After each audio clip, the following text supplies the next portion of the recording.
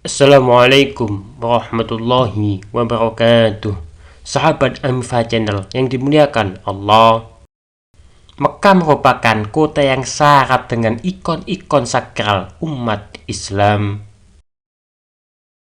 Di kota Mekah terdapat sumber air Zam-Zam memiliki sejarah panjang yang tak terpisahkan dari kisah Nabi Ibrahim, istri Hajar, dan putra mereka Nabi Ismail. Air Zam-Zam hingga kini menjadi simbol keberkahan dan keajaiban yang dihormati oleh umat Islam di seluruh dunia. Kisah air Zam-Zam bermula ketika Nabi Ibrahim diperintahkan oleh Allah Subhanahu wa Ta'ala untuk meninggalkan istrinya Hajar dan bayi mereka Ismail di lembah tandus Mekah yang kala itu tak berpenghuni. Berbekal tekad yang kuat, ketiganya bertolak dari Palestina menuju Ka'bah, menembus padang pasir dan terik matahari yang begitu menyengat. Sejak keberangkatannya dari Palestina, Ibrahim tidak memberitahu Hajar apa tujuan perjalanannya, dan Hajar pun tidak bertanya ada hajat apa. Sang suami hanya tahu bahwa itu perintah dari Allah.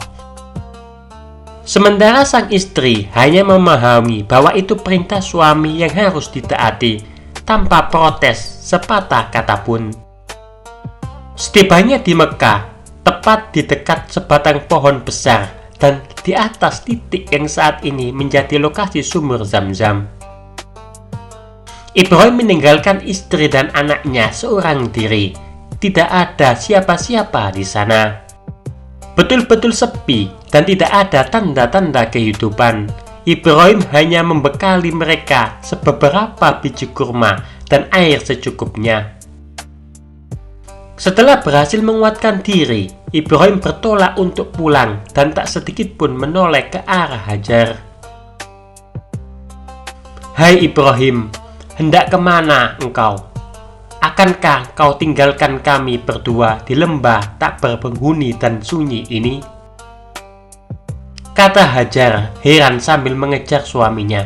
Ibrahim hanya diam dan terus melangkah. Berkali-kali Hajar bertanya, namun tak juga ada respon. Ia pun berkata, "Apakah Allah yang memberitakanmu?" "Betul," jawab Ibrahim dengan singkat. "Baiklah kalau begitu, Allah tidak mungkin membuat kami sengsara," timbal Hajar meneguhkan. Hajar pun kembali ke tempat semula. Sesampainya di tikungan, Ibrahim menoleh ke tempat ia meninggalkan istri dan anaknya dan berdoa agar kedua orang yang ia sayangi itu selalu berada dalam ketakwaan, tetap dijaga oleh Allah, dan diberi kecukupan rezeki. Hajar mulai lapar dan haus, hingga tidak lama berselang bekal yang dititipi Ibrahim habis. Air susunya juga sudah kering, hingga Ismail kecil mulai menangis. Dirinya mulai panik dan menaiki bukit Sofa untuk melihat ke lembah, barangkali menemukan orang yang bisa ia mintai tolong. Hajar berusaha mencari air untuk putranya yang menangis kehausan. Dalam keadaan panik, ia berlari bolak-balik antara dua bukit Sofa dan Marwah sebanyak 7 kali. Usahanya menggambarkan ketabahan seorang ibu yang rela berjuang demi anaknya. Namun, setelah berlari-lari tanpa hasil, Hajar mendapati sebuah keajaiban. Air memancar dari bawah kaki Nabi Ismail yang tengah menangis. Air ini kemudian dikenal sebagai air Zam-Zam, yang dalam bahasa Arab berarti melimpah atau terkumpul. Kejadian ini menjadi salah satu tanda kebesaran Allah yang menunjukkan kasih sayangnya kepada hambanya yang sabar dan penuh keyakinan. Waktu itu Mekah kedatangan dua suku besar dari Yaman, yaitu kabilah Jurhum di bawah pimpinan Mudghah bin Amr dan kabilah Khudhara bin Kakar di bawah pimpinan As-Samida bin Khawsar. Tidak lama kemudian, mereka melihat sekawanan burung di suatu tempat. Biasanya itu pertanda ada sumber air di tengah padang tandus. Diutuslah 2 orang yang memastikan keberadaannya. Setelah diketahui ada sumber air di sana, mereka berpindah ke lokasi tersebut dan meminta izin kepada Siti Hajar untuk tinggal di wilayahnya. Hajar dengan senang hati mengizinkan. Ismail tumbuh dewasa dan menikah dengan perempuan dari suku Jurhum. Ismail kemudian menikah untuk kedua kalinya dari suku yang sama setelah berpisah dengan istri pertama. Dari pernikahannya itu ia dikaruniai 12 anak. Setelah Ismail wafat dalam usia yang ke-137 tahun, kepengurusan Zamzam diwariskan kepada Nabit, salah satu putranya. Usia Nabit pun tidak lama sehingga kepengurusan Zamzam dipegang oleh Qaidar yang juga putra Ismail. Setelah Qaidar wafat, kepengurusan dipegang oleh Mudhad bin Amr, pemimpin Jurhum. Sejak saat itu, Mekah berada di bawah kendali suku Jurhum. Untuk menghindari konflik antar suku, wilayah kekuasaan di Mekah dibagi 2. Suku Jurhum mendapat daerah Qaiqin, sementara Quthura di daerah Jiyad. Seiring waktu berlalu, terjadi gesekan antara kedua suku. Peperangan pun tak bisa dihindari. Dalam pertempuran itu, As-Samaidah tewas. Setelah beberapa pertimbangan, mereka memutuskan untuk berdamai. Suku Jurhum yang berkuasa di Mekah ternyata tidak bisa dipercaya. Mereka banyak melakukan kezaliman di tanah suci itu, termasuk menjara harta kekayaan yang ada di dalam Ka'bah. Aturannya, jika ada orang berbuat zalim di Mekah, maka harus diusir. Kezaliman Jurhum ini membuat mata air Zamzam berhenti mengalir hingga sumurnya kering.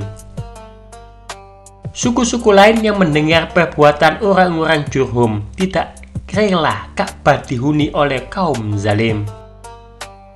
Akhirnya, Bani Kinanah dan Bani Khuza'ah bersatu untuk mengusir mereka dari tanah suci. Terjadilah pertempuran besar antara Jurhum dan sekutu Kinanah dan Khuza'ah. Pertempuran berakhir hingga kekalahan Jurhum. Mereka pun diusir dari Mekah dan kembali ke negeri asalnya, Yaman. Sebelum pergi, mereka mengubur rapat-rapat sumur Zamzam. Suku Jurhum tidak ingin keberadaan Zamzam itu diketahui suku lain setelah kepergian mereka. Seiring berjalannya waktu dan dinamika geografis serta beberapa bencana alam, bekas sumur Zamzam tidak lagi tampak betul-betul rata dengan tanah. Sumur Zamzam ditemukan. Abdul Muthalib merupakan tokoh utama dalam penemuan kembali sumur Zamzam. Nama aslinya adalah Saibatul Had. Kata Saibah berarti uban. Saat baru lahir tumbuh rambut putih di kepalanya, sehingga ia dinamai demikian. Nama Abdul Muthalib sendiri merupakan panggilan dari masyarakat yang kemudian lebih populer. Karena mulanya dikira dia adalah budak dari Muthalib, sang paman. Posisi Muthalib di Mekah setelah wafatnya Hashim adalah pemberi minum dan penjamu para jamaah haji. Status sosialnya yang sangat dihormati ketika itu. Selain memiliki kedudukan mulia di tengah kaumnya, ia juga terkenal sangat dermawan, sehingga dijuluki orang sangat dermawan.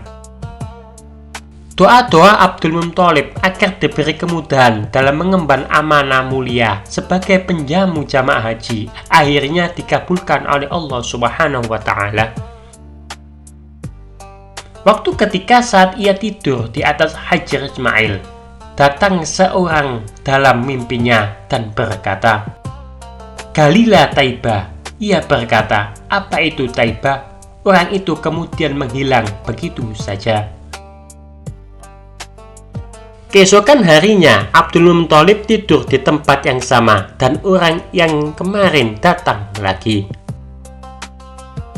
"Galilah Barrah," katanya berseru. "Apa itu Barrah?" tanya Abdul Muthalib. Orang itu kemudian menghilang sama seperti pada mimpi pertama. Pada malam ketiga, Abdul Muthalib tidur di tempat yang sama dan orang itu datang lagi. "Galilah Al-Madnunah." "Apa itu Al-Madnunah?" tanya Abdul Muthalib semakin penasaran. Pada malam keempat, Abdul Muthalib tidur di tempat yang sama. Orang itu datang lagi dan berkata, "Galilah Zamzam." Abdul Muthalib bertanya, "Apa itu Zamzam?" Zamzam adalah air yang tidak pernah habis, melimpah ruah, dan akan menjadi air minum bagi jamaah haji yang agung itu. Posisinya berada di antara kotoran dan darah, di sekitar gagak-gagak bersayap putih berterbangan, dan di dekat sarang semut, jawabnya.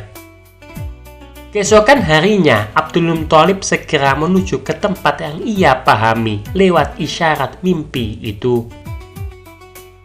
Dengan membawa cangkul dan ditemani putranya, Haris, ia pergi ke tempat yang ternyata persis berada di antara dua berhala, yaitu Inaf dan Nailah. Tempat ini biasa digunakan orang-orang Quraisy untuk menyembelih hewan kurban. Di dekatnya ada sarang semut dan sekawanan burung gagak sedang mematuk-matuk tanah. Melihat Abdul Muthalib dan putranya tampak serius menggali, orang-orang Quraisy penasaran dan menghampiri mereka. Mengetahui tempat yang digali sangat sakral karena sebagai tempat penyembelihan, orang-orang Quraisy mencoba menghentikannya. Abdul Muthalib tidak menggubris respon mereka. Abdul Muthalib tetap dengan pendiriannya dan terus menggali. Sementara Haris jaga-jaga, barangkali orang Quraisy akan melakukan tindakan untuk menyegahnya. Tidak lama setelah penggalian, Abdul Muthalib melihat sumur Zamzam. Dikagumkan dengan harta karun yang dulunya dikubur kabilah Jurhum, berupa dua patung rusa emas, pedang dalih qol'ah, dan baju besi. Sehingga air Zamzam bisa dinikmati kaum muslimin sampai saat ini. Wallahu a'lam.